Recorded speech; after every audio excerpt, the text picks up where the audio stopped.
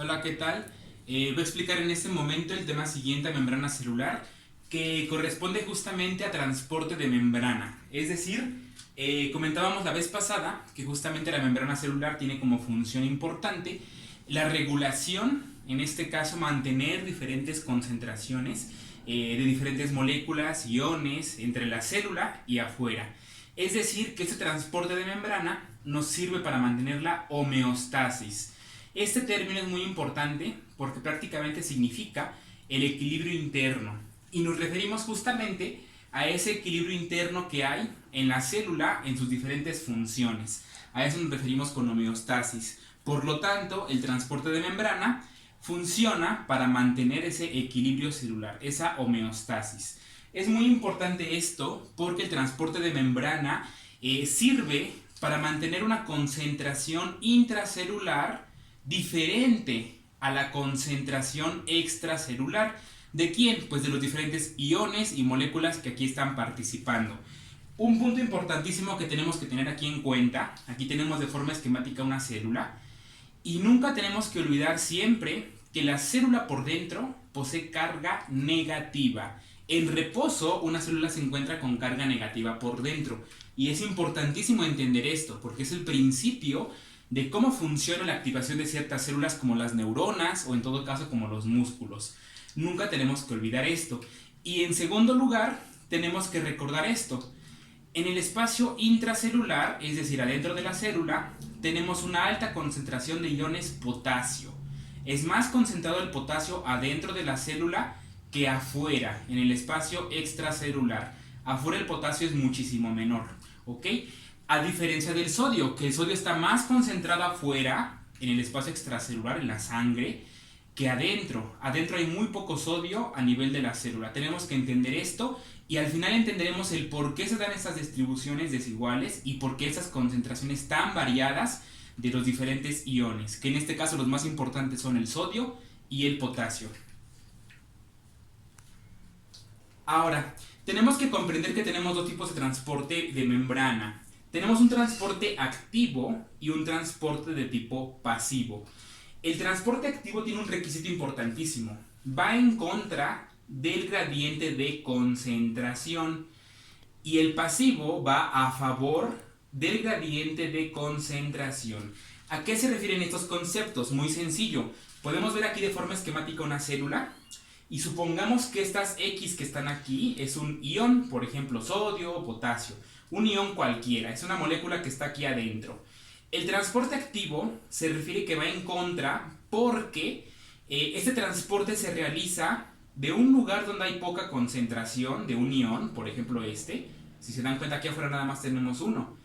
Este transporte se realiza, el transporte activo, de un lugar de poca concentración, se desplaza a un lugar de mucha concentración.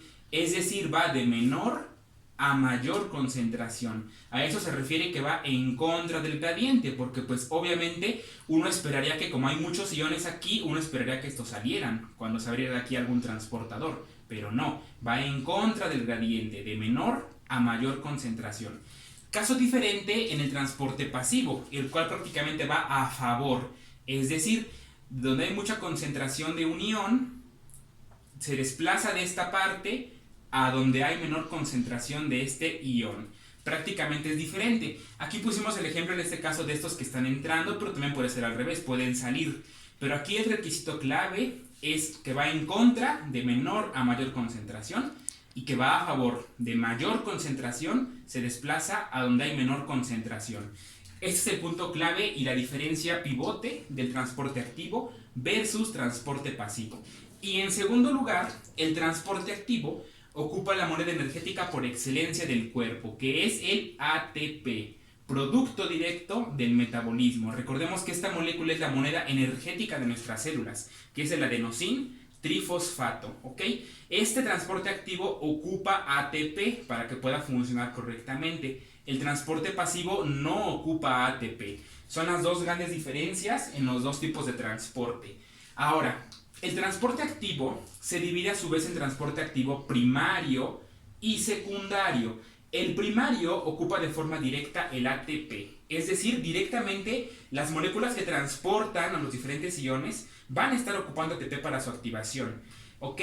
Y muy importante, todas aquellas proteínas que transportan de forma activa se les conoce con el nombre de bombas. Y se les conoce como bombas precisamente porque estos transportadores, que pues son proteínas que están en la membrana, pues ocupan ATP de forma directa. Por eso es transporte primario y por eso también es activo. Es un activo primario porque está ocupando ATP y aparte de forma directa. ¿Ok? Estas bombas hay muchas en el cuerpo. La más importante que deben de conocer es la bomba de sodio, potasio, ATPasa. ¿Ok? Aquí tenemos una célula. Aquí tenemos esta bomba de sodio, potasio, ATPasa. ¿Y qué es lo que está transportando esta bomba? Vean lo que hace esta bomba. Esta bomba toma 3 iones sodio que están dentro de la célula y los va a bombear hacia afuera de la célula. Los expulsa prácticamente. Es como una compuerta que lo que hace por una parte saca a 3 iones sodio. Y a cambio mete a la célula 2 iones potasio. ¿Ok? Es como una compuerta que está sacando a 3 personas y está regresando a 2 personas hacia adentro de un cuarto. Esto lo hace a través de una activación que precisamente es a través del ATP, que esta bomba, esta proteína se activa y permite que ocurran estos eventos. Siempre es así, 3 y 2. 3 de sodio lo saca y 2 de potasio los está regresando. Si nos damos cuenta, esta bomba es muy injusta. ¿Por qué? Porque pues obviamente está sacando 3 cargas positivas y solamente está regresando 2. Es como si yo diera 3 pesos y únicamente me regresan 2 pesos. Es injusta esta bomba. Nos estamos dando cuenta que saca más cargas positivas, está sacando 3 positivas y solamente regresa 2. Aquí está quedando una deuda. Prácticamente estamos sacando más positivas que las que regresamos. Y esta bomba explica en parte el por qué la célula por dentro es negativa. Porque está sacando una carga positiva de más, ¿ok? Está quedando aquí una deuda y por ese motivo la célula es negativa en reposo, en condiciones normales. Esta bomba se encuentra en todas las células del organismo sin excepción, porque es importantísimo que funcione esta bomba. Si esta bomba no existiera, ¿qué es lo que pasaría? Obviamente pues el sodio se acumula adentro de la célula y como se acumula este sodio, recordemos que el sodio y el agua siempre son moléculas enamoradas completamente y se atraen constantemente. Y eso tiene que ver con las cargas electroestáticas, ¿no? Recordemos que aquí el oxígeno pues tiene una carga parcial negativa por la molécula de agua. El sodio al ser positivo obviamente pues tiene aquí atracción uno con otro. ¿Qué pasaría entonces? Si esta bomba no existiera o no funcionara o se bloqueara por algún medicamento, los sodios se comenzarán a acumular aquí adentro. Y como se acumulan aquí adentro, empezarán a traer agua y la célula empezará a llenarse de agua y se llenaría hasta que estalla por completo, ¿ok? Una lisis celular. Por ese motivo esta bomba tiene que estar presente en todas las células del organismo y es el ejemplo más importante de un transporte activo primario. Tenemos también un secundario que, ojo, este también ocupa ATP, pero es de forma indirecta, no lo ocupa de forma directa el ATP, ¿ok? Prácticamente cómo funciona, tenemos aquí una célula igual. Y en este caso aquí tenemos a la bomba de sodio, potasio, ATPasa que está haciendo su función como siempre, normal. Sacando 3 sodios, metiendo 2 potasios. Aquí está trabajando de forma normal. Un transporte primario. ¿Cuál sería el secundario? Pues este que vemos aquí. Aquí vemos otra proteína. Y nos damos cuenta que esta proteína está metiendo sodio y está sacando calcio. ¿Y por qué secundaria? Muy sencillo, véanlo aquí. Esta que es primaria, ¿qué es lo que está haciendo que por si aquí funciona? Esta bomba de sodio-potasio, que es la misma que vemos aquí, lo que está haciendo es sacar sodio. Prácticamente está obligando al sodio a salir. Obviamente ese sodio lo que busca es regresar nuevamente a la célula. Este transporte activo secundario, esta bomba secundaria, se aprovecha de esos deseos del sodio de regresar. Y de alguna forma, este sodio pues regresa a través de ese transporte activo secundario. ¿Y por qué regresó? Pues porque esta bomba estaba sacando muchos sodios. Y obviamente aquí había muy poquito sodio. Lo que busca el sodio es regresar nuevamente aquí, ya que hay poquito. Por ese motivo esta bomba se aprovecha de este mecanismo, mete sodio. Pero a cambio dice, bueno, ok, voy a meter una carga positiva, pero tengo que sacar yo también otra positiva. Y en este caso saca al ion calcio. Mete sodio y saca calcio. Este es un transporte activo secundario, porque no está ocupando directamente ATP. Está usando al transporte primario de esta bomba está usando a este mecanismo para poder funcionar adecuadamente, pero no ocupa ATP de forma directa, lo ocupa únicamente de forma indirecta, ¿ok? Depende de un transporte primario, de hecho, para que funcionen los transportes activos secundarios, dependen de un primario que produzca obviamente pues ATP y produzca mecanismos que ocupen obviamente para aprovecharse de la situación y poder funcionar. Estos prácticamente son los transportes activos secundarios. También podemos hablar de que los secundarios se pueden clasificar en estos que están aquí. Depende mucho de la dirección que tome la célula y obviamente las moléculas que en este caso estén transportándose. Supongamos que una persona, este es un cuarto, que en este caso es la célula. Aquí tenemos una persona. Cuando la persona únicamente entra, y es una sola persona la que entra, es decir, es una sola molécula la que entra, a eso se le llama uniporte. Puede que entre a la célula o bien puede que salga, pero siempre y cuando sea únicamente una sola molécula. Simporte se le llama cuando entran dos moléculas o dos iones, ya sea que entren o bien que dos estén saliendo, pero tienen que ser siempre dos moléculas para que sea simporte. También se le conoce a este como cotransporte. Y por último, tenemos el antiporte, en el cual una molécula entra y a cambio la otra sale. Prácticamente es un transportador que tiene una función bidireccional, mete una y saca otra. Eso se le conoce como antiporte. También se le conoce con el nombre de contratransporte. Estos tres son la forma de clasificar el transporte activo secundario en uniporte, simporte o cotransporte y antiporte o contratransporte. Por último, el transporte pasivo, como ya comentábamos, es prácticamente a favor del gradiente y tenemos dos tipos de transporte pasivo, difusión simple y difusión facilitada.